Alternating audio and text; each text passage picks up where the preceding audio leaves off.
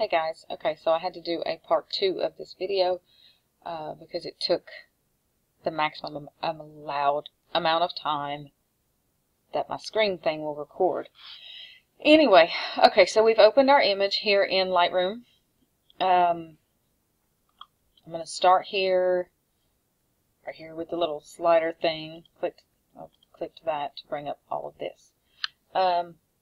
And I'm just going to move the sliders until I like what I see. Like I might up the exposure or not. Maybe plus 0.05. Add in a little bit of contrast. Put in there some highlights. Make my shadows a bit darker. A little moody look to it. Okay. I don't think I did anything else with those things. Temperature. Let's go more to the blue side. Bring it to like -10. A little bit of vibrance.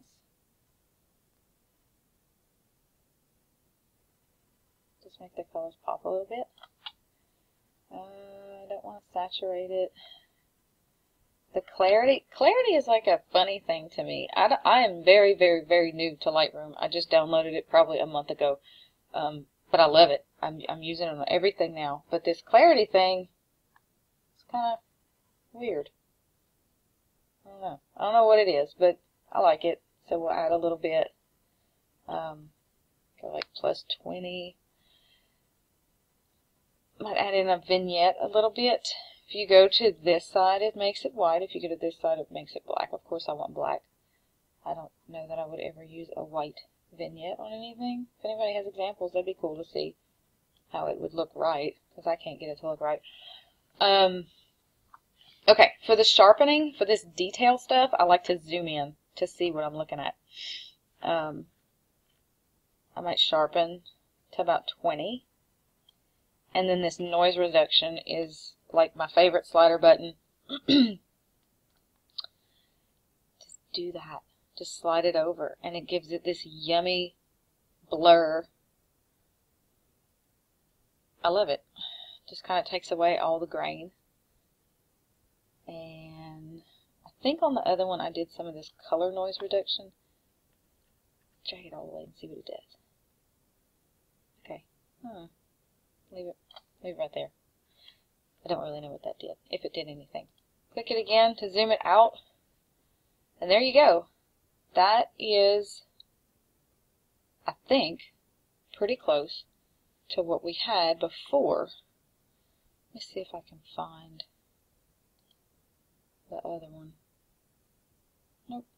I don't know. I don't know where all the pictures are. See, I still don't know how to use this thing. But there it is. Oh, I think if I open add photos, and is it in here? Oh, okay. That one's a little bit more blue. I don't know what it's going to do with this one. I think it might move it. But see, this one has more blue in it. That was the one that I posted.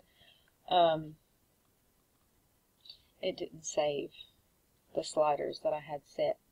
But really, it's just play with it till you like what you got. I mean, either one of those images, I don't know how to get back to the other one that I just worked on.